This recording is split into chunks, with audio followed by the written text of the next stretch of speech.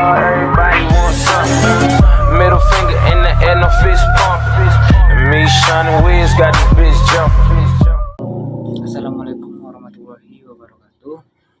Alhamdulillah, allazi hadana li hadza wa ma kunna linahtadiya laula an hadana Allah. Asyhadu an la ilaha illallah wa asyhadu anna Muhammadan abduhu wa rasuluh allazi la nabiyya ba'da amma ba'du. Pertama yang paling utama sekali marilah kita mengucapkan puji syukur atas kehadirat Allah Subhanahu wa taala yang telah memberikan kita nikmat kesehatan dan kesempatan sehingga kita dapat melakukan aktivitas kita sebagaimana biasanya.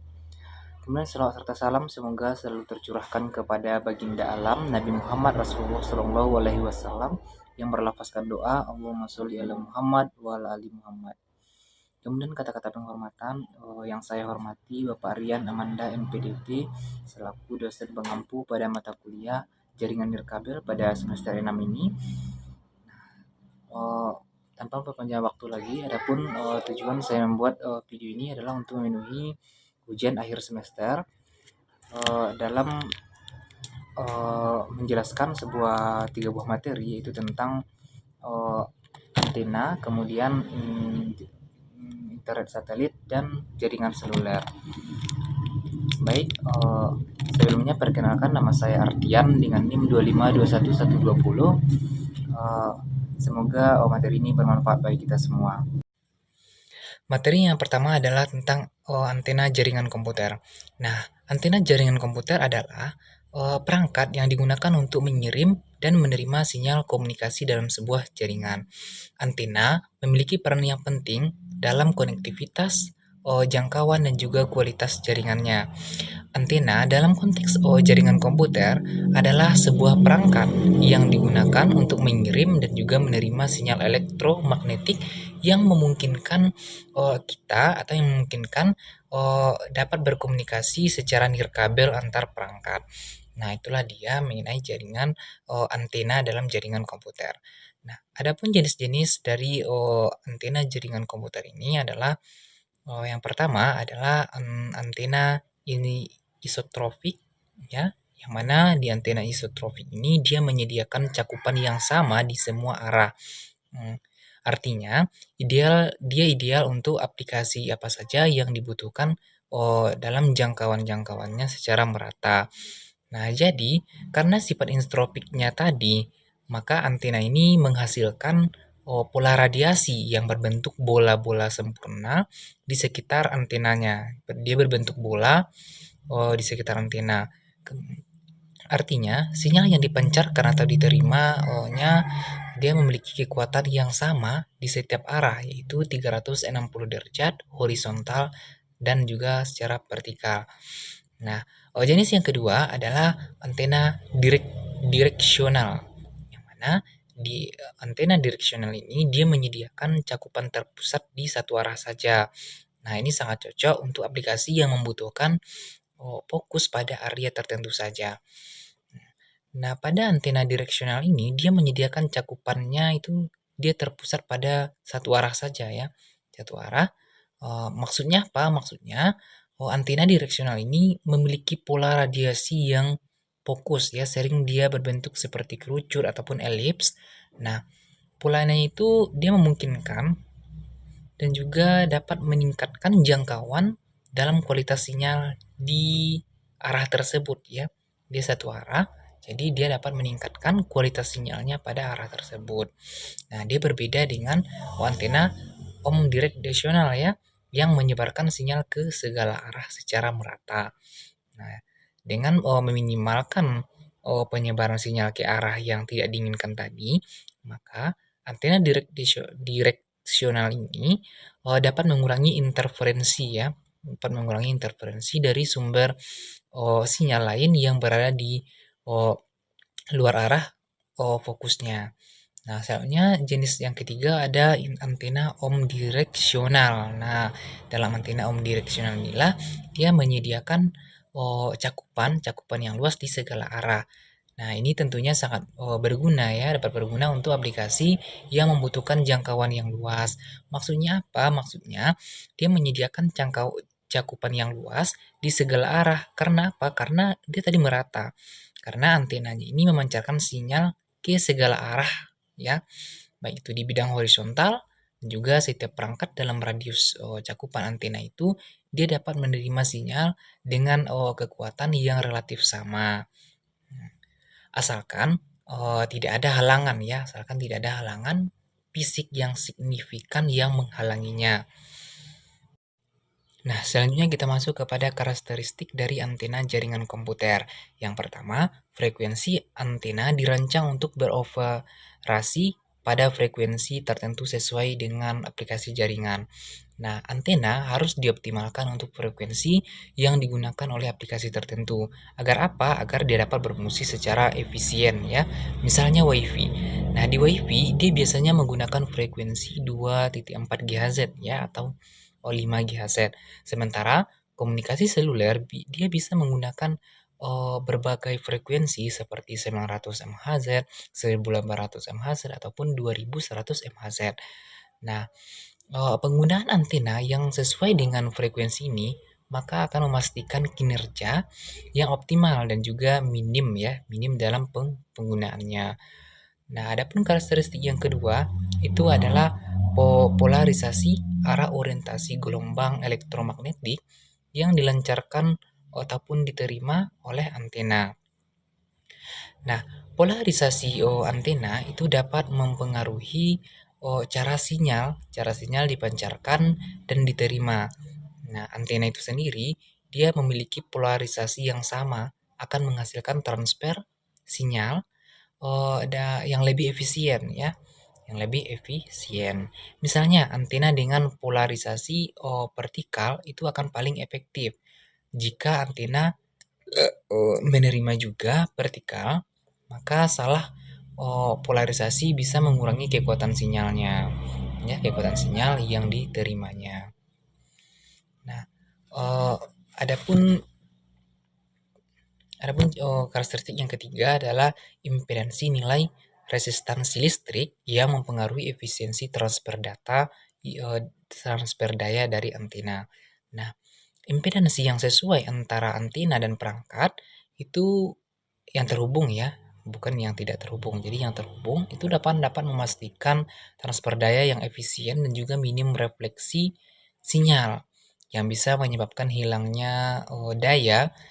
Ya, ini biasanya antena ini dapat perangkat jaringan itu memiliki impedansi tidak cocok ya, tidak cocok sebagian daya dapat terpantul kembali dan juga mengurangi efisiensi sistem.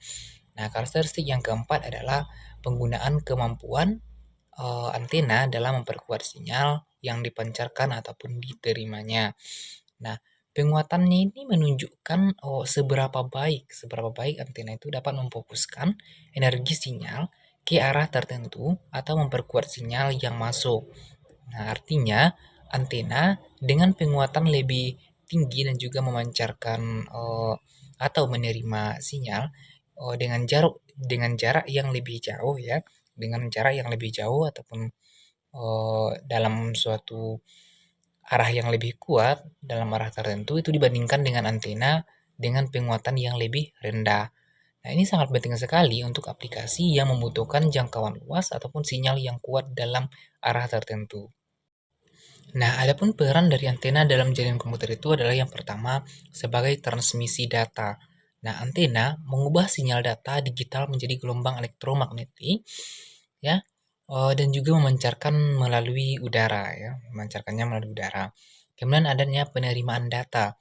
Antena dia dapat menangkap gelombang elektromagnetik dari udara dan mengubahnya sekaligus dan sehingga kembali menjadi sinyal data digital.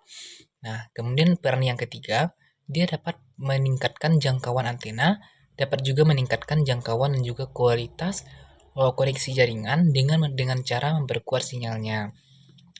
Kemudian ketiga konsep itu saling terkait ya, mulai dari transmisi data, penerimaan data, peningkatan jangkauan itu sangat berhubungan erat dalam konteks fungsi antena dalam jaringan komunikasi ini. Nah, yang mana tadi transmisi data itu adalah langkah-langkah ataupun pertama dalam komunikasi nirkabel untuk perangkat komunikasi secara nirkabel ya. Kemudian dia dapat berkomunikasi secara nirkabel, kemudian data digital juga harus diubah menjadi gelombang elektromagnetik sehingga dapat merambat melalui udara menuju perangkat lain. Nah, itu dia bagian transfer data. Nah, kemudian di bagian penerimaan data. Penerimaan data itu adalah langkah selanjutnya setelah kita mentransfer data, maka kita akan menerima data ya, yaitu mentransmisi data ini ya. Setelah gelombang elektromagnetik tadi dikirimkan, maka antena menerima menangkap gelombang itu dan juga mengubahnya kembali menjadi data digital untuk nanti digunakan dan juga oleh perangkat penerimanya. Nah, ini dapat menyelesaikan siklus komunikasinya ya. Nah, sehingga kemudian peningkatan jangkauannya ini mempengaruhi kedua proses data di ini ya, yang dua ini, sehingga dengan memperkuat sinyal yang dipancarkan tadi, antena dapat mengirim data ke jarak yang lebih jauh dan juga memastikan bahwa sinyal mencapai penerima dengan kualitas yang baik ya. Begitu juga sebaliknya, antena sinyal dapat menangkap sinyal yang lebih lemah dari jarak yang lebih jauh dan juga mengubahnya menjadi data digital yang dapat diproses oleh perangkat si penerima. Nah, itulah dia terkait tentang peran dan eh, dalam jaringan komputer ya, peran antena itu. Nah, di samping peran antena tadi dalam jaringan komputer, adanya pertimbangan-pertimbangan dalam memilih antena itu ya. Yang pertama itu adalah tipe aplikasinya, sesuaikan antena dengan kebutuhan aplikasi.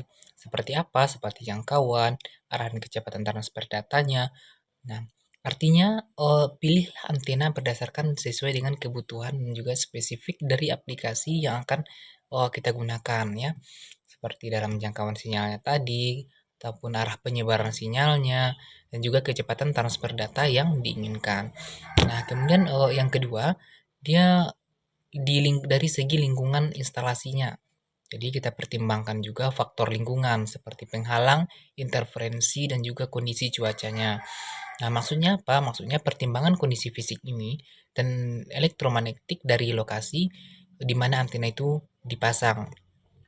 Penghalang itu seperti dinding-dinding bangunan itu ya, dan juga objek lainnya yang bisa memblokir sinyal ya. Jadi bisa jangan sampai ada hambatan atau penghambatnya. Kemudian dari segi interferensi, itu artinya gangguan dari perangkat lain yang menggunakan frekuensi yang serupa. Lalu kondisi cuaca seperti kelembapan hujan, angin, dan juga suhu yang bisa mempengaruhi kinerja antena, terutama untuk antena luar ruangan ya, terutama untuk antena di bagian luar ruangan itu. Nah, kemudian yang ketiga, spesifikasi ya teknisnya itu juga dipertimbangkan melalui spesifikasi seperti frekuensinya, penguatan polarisasinya, dan impedansi datanya, ya, impedansi antena. Artinya, evaluasi spesifikasi teknis antena ini dia itu untuk memastikan kesesuaian ya, kesesuaian dengan sistem jaringan dan juga persyaratan operasionalnya. Nah, contohnya apa? Dari segi frekuensinya dulu ya. Dari segi frekuensi itu maksudnya pastikan antena kita itu beroperasi pada frekuensi yang benar untuk pada aplikasi tertentu.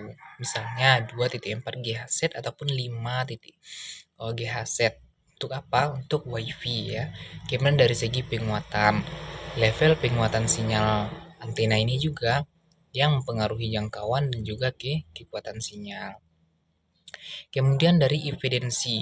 Nah, dari segi impedansinya ini adalah oh, cocokkan dengan perangkat jaringan untuk efisiensi transfer data. Selanjutnya impedansi. Nah, impedansi ini adalah cocoknya dengan perangkat jaringan untuk efisiensi transfer dayanya. Nah, selanjutnya ada biaya dan anggaran. Nah, dalam biaya dan anggaran ini, kita sesuaikanlah pemilihan antena dengan batasan anggaran yang sudah tersedia. Nah, sesuaikan pilihan antena dengan batasan anggaran kita ya, anggaran yang tersedia, tanpa mengorbankan kebutuhan teknis dan performanya. Nah, dari harga antena, bandingkan harga berbagai antena yang sesuai dengan spesifikasi yang dibutuhkan. Kemudian total biayanya juga ya, total biaya instalasinya, pertimbangkan biaya tambahan seperti pemasangan, kabel, dan peralatan mendukung lainnya. Nah, kemudian ada nilai untuk uangnya ya. nilai untuk uangnya itu pilih antena yang menawarkan kinerja terbaik untuk anggaran yang tersedia. Itu tentunya akan memastikan bahwa investasi memberikan hasil yang diharapkan. Nah, selanjutnya kita masuk kepada instalasi dan cara konfigurasi dari antena itu. Nah, penempatan yang pertama adalah penempatan, ya. Tempatkan antena itu di lokasi yang strategis untuk mencapai jangkauan yang optimal. Nah, kemudian tempatkan antena itu juga di dalam yang optimalnya, ya. Kemudian maksudnya lokasi yang tinggi. Nah, yang pertama tempatkan antena pada posisi yang lebih tinggi, ya, yang menghindari penghalang seperti dinding ataupun furnitur yang lainnya. Kemudian ada sentral. Sentral ini adalah untuk cakupan antena yang merata, sehingga letakkan dia di tengah area yang ingin mencakupnya. Kemudian jarak dari interferensinya. Jauhkan antena dari perangkat elektronik yang dapat menyebabkan interferensi. Nah, kemudian ada orientasi alur arah dari sudut antena sesuaikan dengan kebutuhan aplikasi jaringannya. Atur arah dan sudut antena sesuai dengan kebutuhan aplikasi jaringannya. Ada antena omnidireksional tadi, ya, biasanya dipasang secara vertikal untuk cakapan horizontal yang merata, sedangkan antena direksional itu arahkan antena ke arah atau perangkat yang spesifik yang ingin dicapai untuk memaksimalkan kekuatan sinyalnya. Kemudian dari sudutnya, sesuaikan sudut elevensi untuk mengatasi perbedaan ketinggian antara antena dan perangkat penerimanya. Nah, dalam koneksi hubungan antena ke perangkat jaringan dengan kabel dan juga konektor yang sesuai, nah, itulah dia hubungannya. Selanjutnya hubungan antena ke perangkat jaringan dengan kabel dan juga konektor yang sesuai. Nah, adanya kabel koaksial namanya. Nah, kabel ini kita gunakan untuk koaksialnya ini karena berkualitas tinggi, ya, untuk menghubungkan antena ke perangkat dan juga mengurangi kerugian sinyal, ya. Nah, kemudian dari konektor yang sesuainya, pastikan konektor kabel itu cocok dengan port-port pada antena itu dan juga perangkat jaringan, misalnya seperti SIMA atau NIP, ya. Cuma ada pengencangan, ya. Pastikan koneksi antara kabel dan juga konektornya itu kencang untuk menghindari kerugian sinyal ataupun gangguan. Nah, soalnya adanya konfigurasi antar parameter antena seperti frekuensi, daya, dan juga mode operasi. Nah, aturlah parameter antena seperti frekuensi, daya, dan mode operasi tadi seperti frekuensinya. Setel frekuensi seperti antena sesuai dengan standar jaringan yang digunakan, misalnya 2.4 GHz ataupun 5 GHz untuk WiFi, ya. Kemudian dari segi daya itu aturlah tingkat daya transmisinya itu sesuai dengan kebutuhan cakupan dan juga peraturan setempat. Nah, kemudian dari mode operasi, konfigurasilah mode operasi antena itu seperti mode akses point itu, ya, atau mode reviator sesuai dengan fungsi jaringan yang diinginkan. Itulah dia mengenai cara instalasi dari antena. Kemudian adanya optimalisasi dari kinerja antena ini. Yang pertama, kekuatan sinyal. Nah, dari kekuatan sinyal itu kita pastikan antena memancarkan sinyal yang kuat dan stabil. Artinya, sinyal yang kuat dan stabil itu sangat penting untuk menjaga kualitas koneksi dan juga mencegah putusnya komunikasi. Nah, ini tentunya melibatkan penggunaan antena yang sesuai dengan kebutuhan, daya transmisi, dan juga memastikan antena itu nanti dapat berfungsi dengan baik tanpa adanya gangguan teknis. Nah, kemudian cakupan area optimalisasi, posisi, dan juga orientasi antena dapat mendapatkan cakupan yang luas. Nah, artinya apa? Artinya dengan menempatkan antena di lokasi strategis dan juga mengatur orientasinya dengan benar, maka kita dapat memastikan bahwa sinyal itu dapat mencapai seluruh area yang diinginkan. Nah, tentunya ini penting sekali, ya, untuk menyediakan konektivitas yang merata dan juga menghindari area mati dalam jaringannya. Kemudian dengan kecepatan transfer, sesuaikan konfigurasi antena untuk memaksimalkan kecepatan transfer datanya. Artinya, konfigurasi yang tepat seperti pengaturan frekuensi, mode operasi, ya, dan juga daya transmisinya itu dapat membantu kita dapat mencapai kecepatan transfer datanya secara optimal tentunya. Ya, ini penting sekali untuk aplikasi yang membutuhkan bandwidth yang tinggi seperti streaming video misalnya, konferensi video ataupun transfer file yang besar itu. Nah, kemudian minimalisasi interferensi. Hindari sumber interferensi yang dapat mengganggu kinerja antena. Artinya apa? Artinya interferensi dari perangkat elektronik lain itu yang jaringan nirkabel yang berdekatan ya, atau sumber elektromagnetik lainnya itu dapat mengurangi kualitas sinyal dan juga menurunkan kinerja jaringan. Kemudian mengidentifikasi dan meminimalkan sumber interferensi ini itu akan dapat membantu menjaga koneksi yang lebih bersih dan juga stabil. Nah, tentunya dengan pemeliharaan dan troubleshooting antena ini ya, dari pemeriksaan fisiknya itu yang pertama ya. Maka kita harus periksa dulu untuk memastikan tidak adanya kerusakan atau perubahan posisi. Kemudian yang harus kita lakukan itu adalah pembersihan. Bersihkan antena dari debu, kotoran ataupun bahan asing yang dapat mengganggu kinerjanya. Kemudian ada kalibrasi. Lakukan kalibrasi parameter antena seperti frekuensi, daya, dan polarisasi. Kemudian kita lakukannya adanya perbaikan namanya ya. Perbaikan itu segera kita lakukan perbaikan atau penggantian jika nanti kita temukan kerusakan-kerusakan pada antena itu ya. Nah, selanjutnya kita masuk kepada materi yang kedua, yaitu internet satelit. Nah, internet satelit itu adalah memungkinkan akses internet di seluruh dunia, termasuk di daerah terpencil yang tidak dapat dijangkau oleh infrastruktur darat. Nah, sehingga teknologi ini merevolusi cara kita berkomunikasi dan juga berbagi informasi secara global. Nah, jadi apa itu internet satelit ini?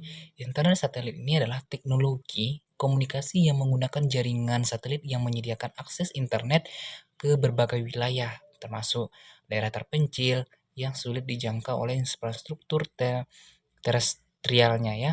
Nah, jadi satelit komunikasi ini dia berada di orbitnya ya, di atas bumi, yang berfungsi sebagai penghubung antara pengguna di bumi dengan pusat data yang di darat, sehingga memungkinkan transmisi data, suara, dan video secara real time gitu ya.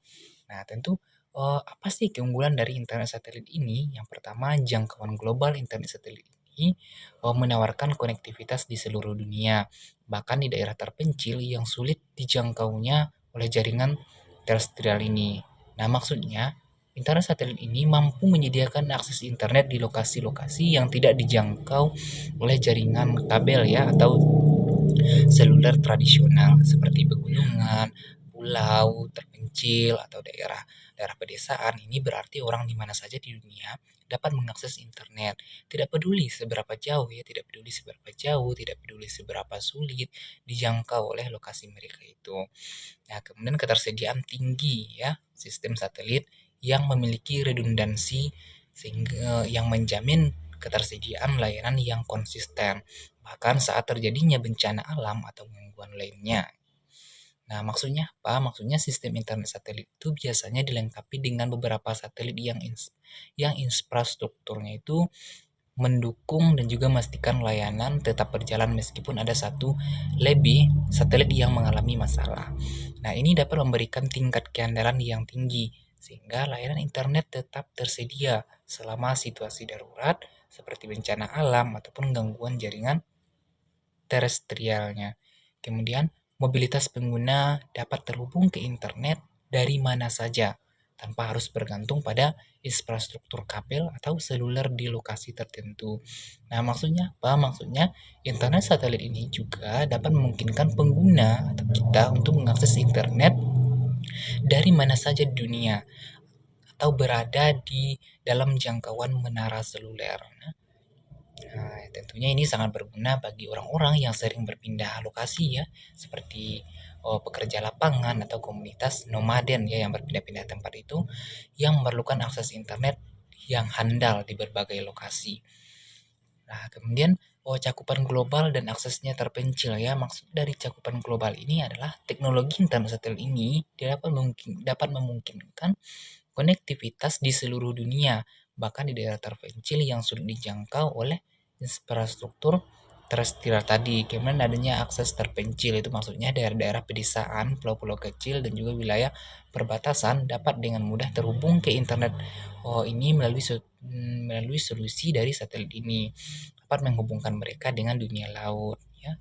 Kemudian menjangkau wilayah sulit. Jadi internet satelit dia dapat menembus tantangan geografis dan juga iklim, memberikan akses broadband ya ke komunitas yang sebelumnya yang terisolasi, sehingga dapat memperluas ekonomi dan juga sosialnya. Pada teknologi satelit generasi terbaru, satelit internet generasi terbaru ini dia sudah dilengkapi dengan teknologi canggih ya yang menawarkan kecepatan tinggi dan juga kapasitas yang besar.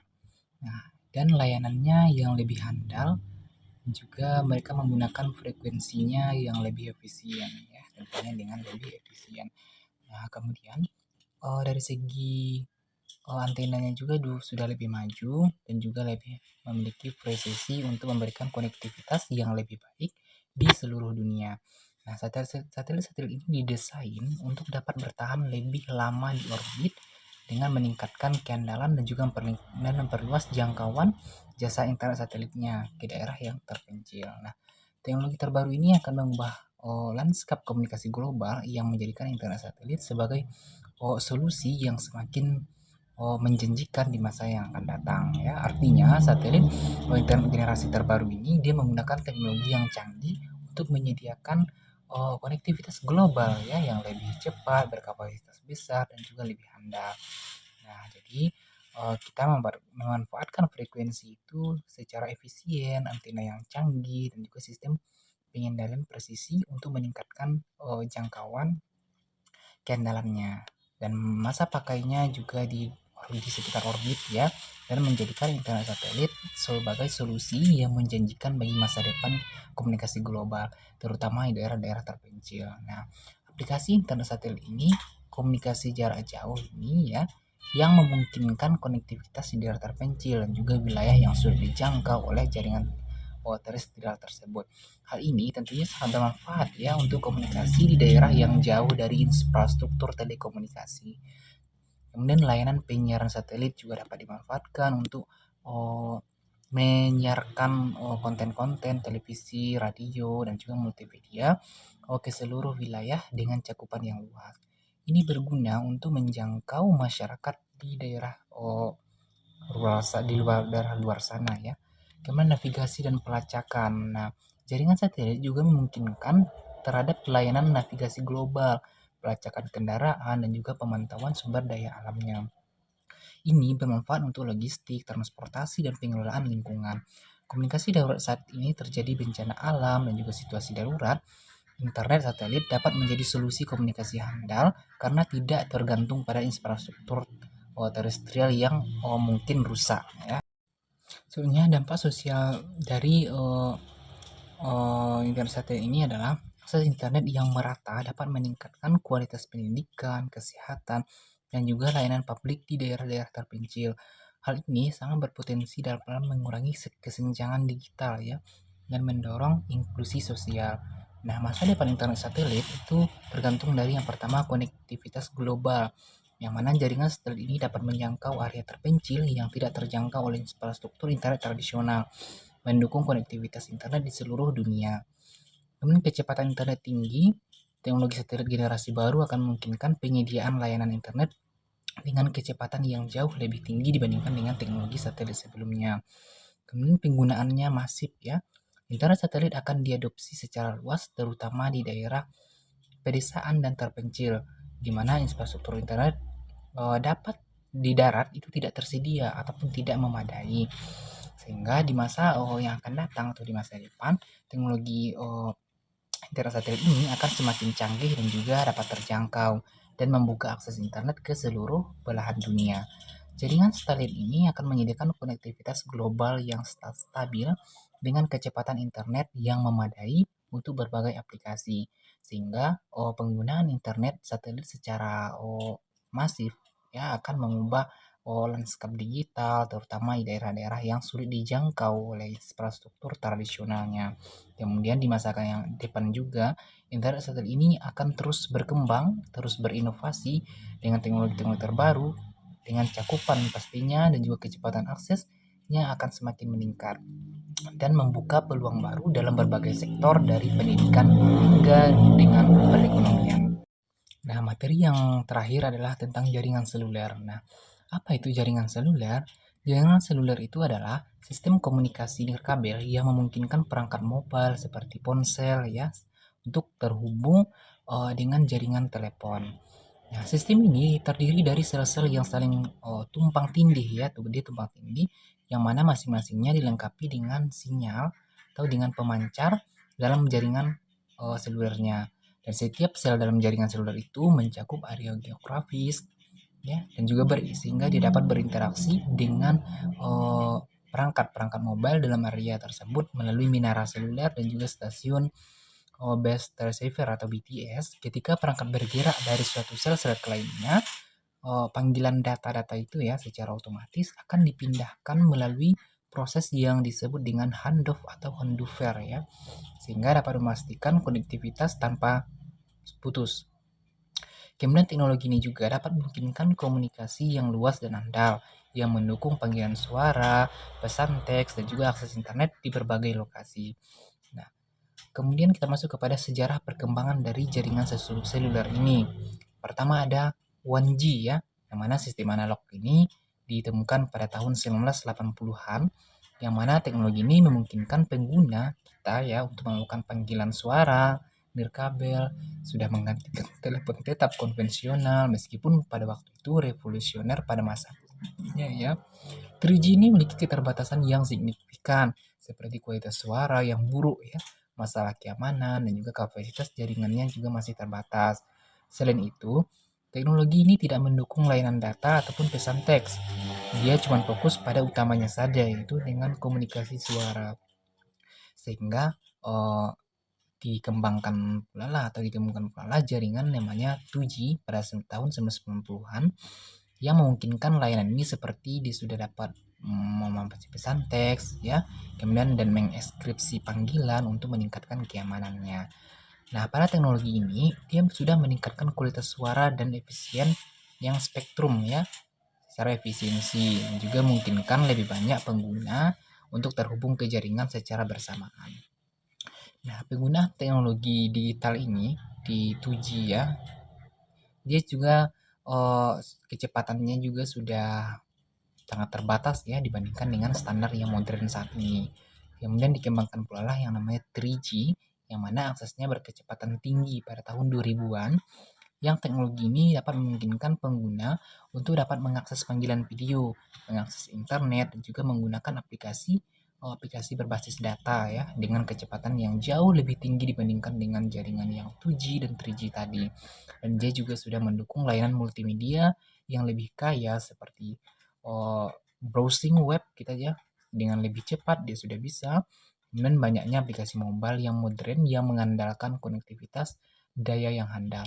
Kemudian ditemukannya jaringan 4G ya, yang mana tentunya konektivitasnya juga super cepat ya pada tahun 2010-an, yang mana memungkinkan pengalaman pengguna lebih lancar untuk aplikasi yang membutuhkan bandwidth yang tinggi seperti streaming video yang berukuran HD, kemudian gaming online dan juga konferensi video. Nah, teknologi ini memungkinkan untuk meningkatkan efisiensi spektrum dan juga kapasitas jaringan. Itu dapat memungkinkan lebih banyak perangkat untuk terhubung dengan performa yang konsisten. Nah, 4G juga mendukung layanan video IP ya, voice over IP yang meningkatkan kualitas panggilan suara dan data. Nah, kemudian pada saat ini ada jaringan yang terbaru ya, jaringan seluler 5G, yang mana teknologi ini yaitu teknologi masa depan dengan kecepatan ultra fast ya. Nah, selanjutnya komponen utama dari jaringan seluler. Nah, menara seluler dan antena itu adalah dua komponen utama ya yang bertanggung jawab untuk memancarkan dan juga menerima sinyal radio yang memungkinkan komunikasi pada jaringan seluler. Nah, pada perangkat pelanggan smartphone ya, tablet dan juga perangkat lainnya itu digunakan pelanggan itu ya kita untuk mengakses layanan jaringan seluler yang merupakan komponen yang penting dalam sebuah jaringan itu. Kemudian pusat kendali dari server itu seperti pusat switching dan juga sistem manajemen yang menghubungkan dan mengontrol seluruh jaringan seluler yang merupakan bagian inti dari infrastruktur. Kemudian teknologi dari generasi jaringan seluler itu yang pertama generasi 1G ya yang pertama. Generasi pertama yang mulai berkembang pada tahun 1980-an yang menggunakan sistem analog untuk panggilan suara. Kemudian dikembangkannya generasi 2G, generasi yang muncul pada tahun 1990-an yang menggunakan sistem digital untuk panggilan suara dan juga pesan teks. Kemudian generasi 3G dan 4G itu teknologi yang memberikan kemampuan akses internet dan juga mobile dengan kecepatan yang lebih tinggi yang memungkinkan streaming video dan juga layanan data lainnya. Kemudian di generasi yang sekarang ya 5G yang dikembangkan saat ini yang menawarkan kecepatan dan kapasitas data yang tinggi dengan latensi rendah untuk mendukungkan aplikasi yang canggih. Nah, selanjutnya kita masuk kepada prinsip dari kerja jaringan seluler ini. Ya, yang pertama seluler. Jaringan seluler itu terbagi menjadi sel-sel kecil yang disebut dengan sel, yang mana setiap sel itu memiliki stasiun pangkalan ya yang memungkinkan pengguna untuk terhubung ke jaringan. Kemudian yang kedua frekuensi dan kanal, yang mana setiap sel yang memungkinkan frekuensi ini itu untuk menghindari interferensi. Kemudian perangkat bergerak berpindah dari suatu sel ke sel lain itu secara otomatis berpindahnya. Kemudian ada tangan alih ya, yang mana tangan alih ini dia panggilan akan dialihkan dari satu sel ke sel yang lain untuk menjaga konektivitas tanpa gangguan. Nah, proses ini disebut dengan alih ya, tangan alih. Itu jadi prinsip kerja jaringan seluler itu dia dapat melibatkan pembagian dari area layanan yang menjadi sel-sel kecil yang masing-masingnya memiliki stasiun pangkalan untuk menghubungkan pengguna ke jaringan. Nah, setiap sel itu dia menggunakan frekuensi dan kanal yang berbeda, yang mana dia itu digunakan untuk mencegah interferensi ya, untuk memungkinkan perangkat untuk bergerak bebas di antara sel-sel tersebut. Nah, sehingga ketika kita atau pengguna ingin berpindah sel ya dari satu sel ke sel yang lain, maka panggilan dan koneksi itu akan dialihkan secara otomatis melalui proses yang disebut dengan tangan alih ini dan memastikan konektivitas tetap terjaga tanpa adanya gangguan. Nah, selanjutnya kita masuk kepada manfaat dan keunggulan dari jaringan seluler ini. Tentunya yang pertama adalah mobilitas. Nah, yang mana jaringan seluler dia memungkinkan pengguna untuk tetap terhubung dan berkomunikasi dari mana saja, yang memberikan keleluasaan dan fleksibilitas dalam beraktivitas. Kemudian cakupan luas infrastruktur ya, yang mana jaringan seluler yang luas itu dapat menjangkau dan melayani wilayah-wilayah yang luas, bahkan di daerah terpencil sekalipun. Kemudian kapasitas dan juga kecepatan. Nah, teknologi jaringan seluler ini akan terus berkembang dan menawarkan kapasitas dan juga kecepatan yang semakin tinggi untuk mendukung berbagai aplikasi dan juga layanan digital.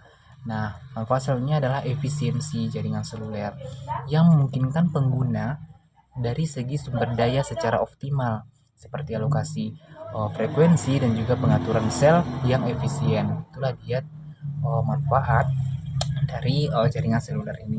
Nah, selanjutnya kita masuk pada tantangan dan juga isu-isu dari dalam jaringan seluler ini.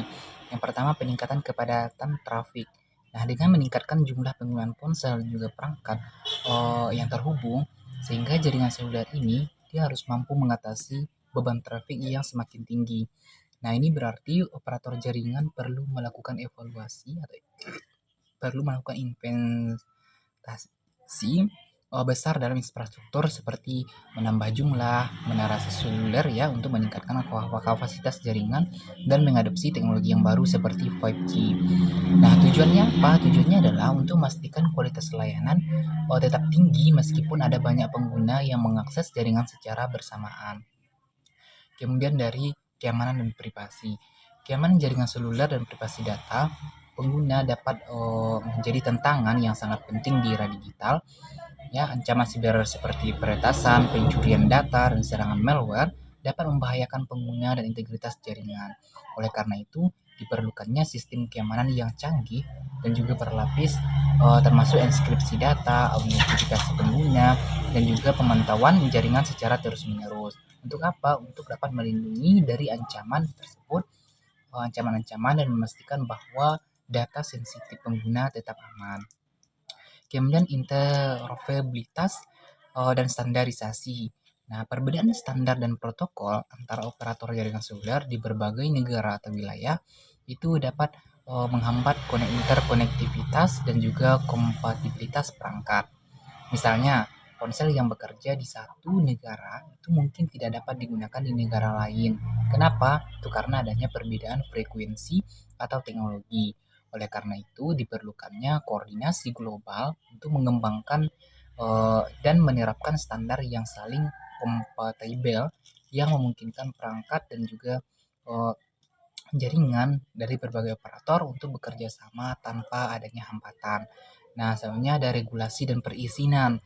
Pengaturan penggunaan frekuensi radio, perizinan penggunaan infrastruktur, nah jaringan dan juga kebijakan terkait adopsi teknologi itu harus merupakan tantangan regulasi yang kompleks bagi operator jaringan seluler. Nah, jadi setiap negara itu memiliki peraturan dan persyaratan perizinan yang berbeda, ya beda dengan negara satu dengan negara yang lain yang bisa nantinya menghambat atau mempersulit peluncuran layanan baru. Oleh karena itu, operator itu harus bekerja sama dengan pemerintah dan juga badan regulasi untuk memenuhi persyaratan dan juga memastikan bahwa mereka dapat menyediakan pelayanan atau layanan-layanan yang sesuai dengan peraturan yang berlaku. Nah, selanjutnya regulasi dan standarisasi dari jaringan seluler. Yang pertama regulasi. Nah, jaringan seluler itu diatur oleh badan-badan regulasi nasional dan juga internasional seperti Kementerian Komunikasi dan juga Informatika di Indonesia.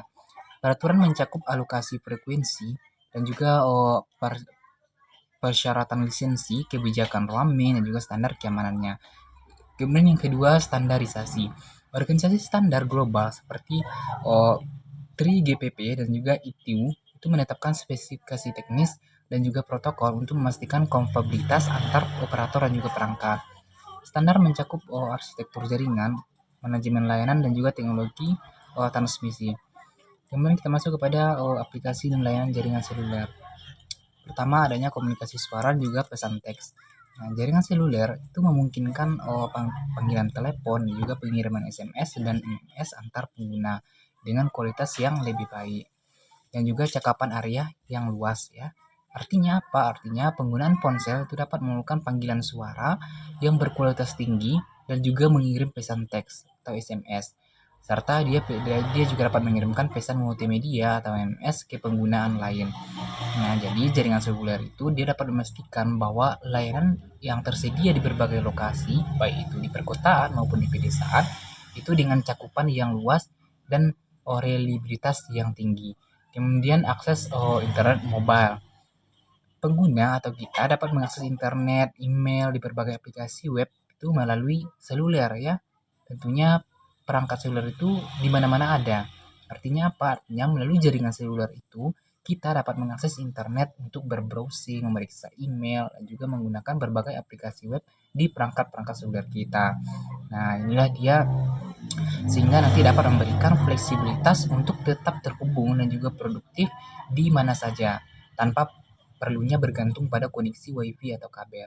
Nah, selanjutnya kita masuk kepada layanan multimedia lagi ya. Selanjutnya layanan multimedia jaringan seluler yang mendukung streaming video, berbagai foto, musik dan juga konten multimedia lainnya dalam genggaman tangan. Itu artinya pengguna dapat menikmati berbagai layanan multimedia seperti menonton dan video streaming, mendengarkan musik dan juga berbagi foto atau konten-konten yang lainnya langsung dari ponsel mereka. Nah, langsung dari ponsel kita ya. Kemudian jaringan seluler itu juga dapat memastikan bahwa konten kita itu dapat diakses dengan cepat dan juga lancar dalam memberikan pengalaman yang nyaman dan menyenangkan. Nah, lalu selanjutnya navigasi dan layanan.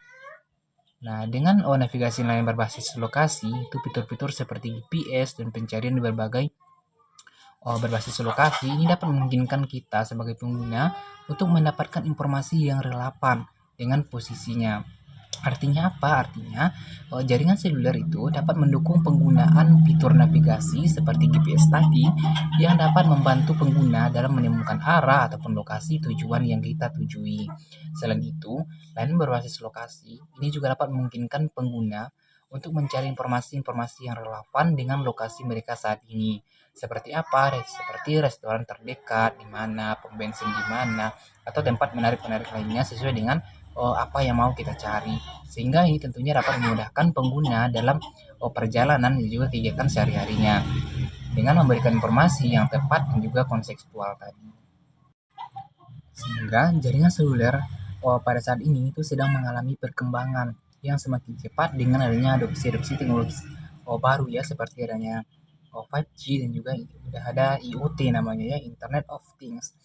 Nah, hal ini akan membawa dampak besar di masa depan terhadap cara kita menggunakannya dan juga memanfaatkan jaringan itu bagaimana ya. Sehingga inovasi-inovasi seperti 5G itu akan menghadirkan kecepatan dan juga koneksi yang lebih tinggi. Sementara IoT itu akan menghubungkan jutaan perangkat pintar untuk berkomunikasi dan juga berinteraksi melalui jaringan seluler ini. Sehingga dengan adanya perubahan ini, tidak hanya mencakup peningkatan performa dan juga efisiensinya saja ya, tetapi juga membuka pintu bagi aplikasi-aplikasi baru dan juga kasus penggunaan yang lebih luas, seperti mengubah cara kita berinteraksi dengan teknologi dan juga layanan yang tersedia di dalamnya dengan melalui jaringan seluler ini.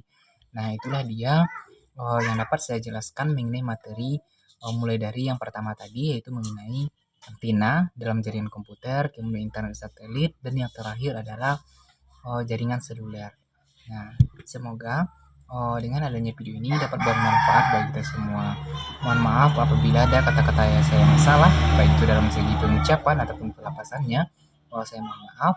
Wabillahi taufiq wal hidayah. Assalamualaikum warahmatullahi wabarakatuh.